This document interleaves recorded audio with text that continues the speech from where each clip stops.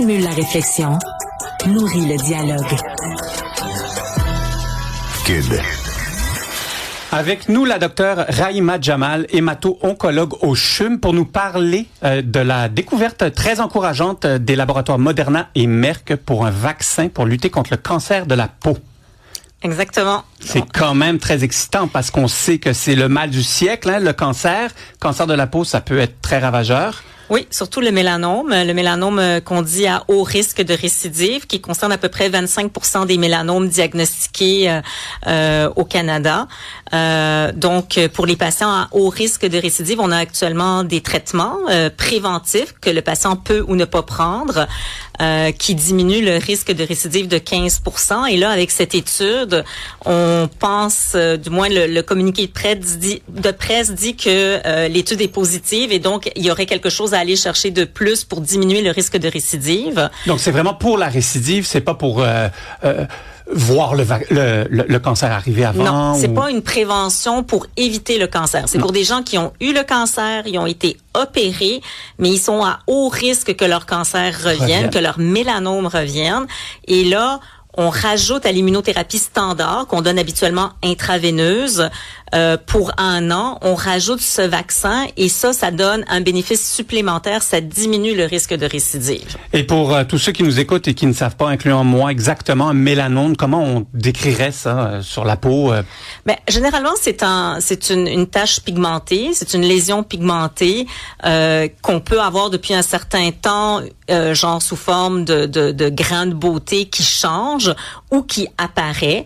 Il y a des personnes plus à risque, les personnes à la peau claire, les cheveux blonds, les yeux bleus, mais c'est généralement associé à des dommages aux rayons UV, les salons de bronzage, le soleil, avoir fait le bacon sur la plage dans le passé.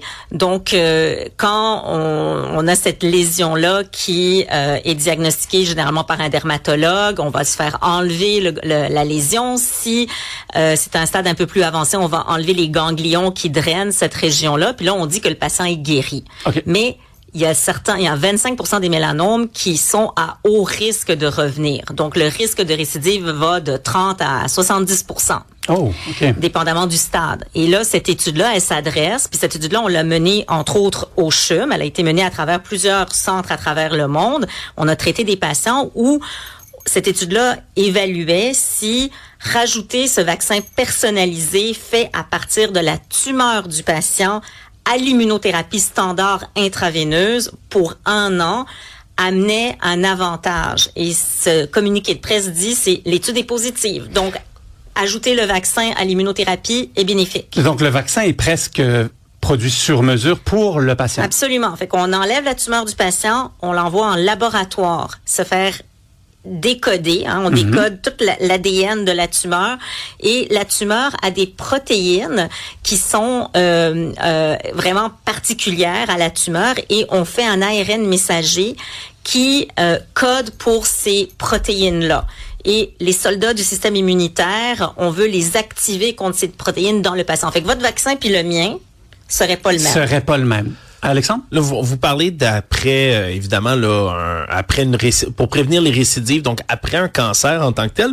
C'est drôle que ça tombe dans ma table. Moi, je suis atteint d'une mutation génétique qui augmente mes risques de cancer de mélanome d'à peu près comme 75%. Je suis suivi depuis des années pour ça. Okay. Est-ce que ça peut m'aider dans un cas comme celui-là ou faut attendre que je développe inévitablement une espèce de tumeur avant que ça m'aide? Malheureusement, il faut attendre parce que comme on va créer le vaccin à ARN messager à partir de la tumeur. Il faut une tumeur. Il faut la tumeur pour pouvoir la séquencer, aller chercher jusqu'à 34 protéines qui sont un peu l'empreinte digitale ou le visage de la tumeur, le mettre sous forme d'un ARN messager qui va être traduit dans vos cellules, qui va être exprimé par vos cellules, qui va faire en sorte que vos soldats du système immunitaire qu'on appelle les lymphocytes T reconnaissent ces protéines-là si elles se promènent puis qu'il y a des cellules cancéreuses qui se cachent. Mais si vous n'avez pas le cancer, on peut pas le faire, cet ARN messager-là. Je comprends. Est-ce que ça pourrait être répliqué pour d'autres types de cancers, d'autres tumeurs? En fait, il y a des études actuellement en cours, cancer du poumon, en cancer du rein, en cancer de la vessie, en cancer du pancréas. Donc, c'est la première étude où on montre qu'une technologie à ARN messager peut être utilisée dans le traitement du cancer. Et ça, moi j'attends de voir l'étude, tout ce qu'on a, c'est un communiqué de presse. J'attends de voir l'étude, de voir l'ampleur du bénéfice. Si ça tient ses promesses, c'est clair que ça va avoir un impact, pas juste en mélanome, mais dans le traitement du cancer en général. C'est un nouveau traitement dans l'arsenal qu'on utilise actuellement, là. Donc, on attend la publication. Et là, le cancer, on sait à quel point c'est malheureusement presque inévitable dans nos sociétés. Le cancer de la peau en tant que tel, au Québec, est-ce qu'on est particulièrement atteint ou touché par ce cancer-là? Je sais que dans certaines régions, des fois, il y a plus de cancers que d'autres. Absolument. Donc, c'est une prévalence géographique. Donc, c'est sûr que moi, je suis un petit peu foncée, là. J'ai moins à risque. Si j'étais en Inde, je serais moins à risque. Mais mais vraiment, c'est la peau est plus protégée. Elle est plus protégée. On a de la mélanine. Donc, c'est sûr qu'il y a moins de cancers de peau de type mélanome en Afrique. Il y en a beaucoup plus en Australie, mais parce que il y a eu une immigration très caucasienne en Australie. La population indigène est moins à risque. Puis au Québec, on est blanc, beaucoup. Et donc oui, on est à risque. On a une prévalence augmentée dans la population caucasienne. Absolument. Mais contrairement à l'Australie, j'imagine que la moitié de l'année où on est couvert en raison de la température nous impacte, non? Non, parce que même quand les mains, neige. Ouais. En fait, c'est paradoxal, mais le soleil il frappe aussi fort en hiver qu'en été. Donc, dès qu'il y a un bout de peau et du soleil. Ça. Tu sais, les gens disent mais je nage. Ben oui, ça reflète avec le soleil. Donc, s'il y a du soleil, puis même à l'ombre, j'ai beau expliquer ça à mon conjoint, l'ombre ne nous protège pas du soleil. Ben non, l'ombre n'est pas, c'est pas parfait là. Il faut mettre de la crème solaire même à l'ombre. Alors, quand on est en voyage ou vous allez en voyage, vous voyez des milliers de personnes sur une plage se prélasser au soleil. Et elles relaxent, mais leur peau ne relaxe pas. Ben c'est pas idéal. Ne serait-ce que pour le vieillissement de la peau, si ça peut ça peut permettre d'éviter ça. Moi je suis une adepte de la crème solaire.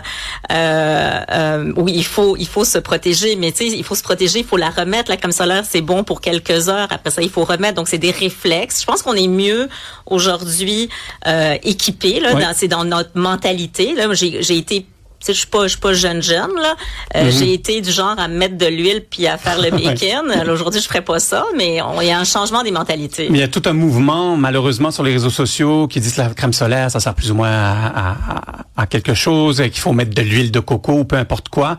La crème solaire, il faut en mettre. Elle fonctionne vraiment, la crème solaire? Oui. Écoutez, idéalement, c'est de ne pas s'exposer, les manches longues, etc., le chapeau et tout ça. Mais tu sais, clairement, quand vous regardez les gens, où est-ce qu'ils font leur cancer, la majorité des cancers, c'est sur les zones exposées. C'est sur les hommes, c'est le dos, le torse, les bras, le cuir chevelu. Les femmes, c'est les mollets, c'est les bras. Donc, clairement, la crème solaire a un rôle à jouer. Après ça, tu sais, on peut pas changer les croyances. Non. On peut faire de l'enseignement. C'est ce qu'on essaye de faire. Mais c'est mieux de ne pas se rendre à avoir besoin du vaccin à ARN messager. Là, on est mieux de l'éviter. Mais c'est quand même extraordinaire.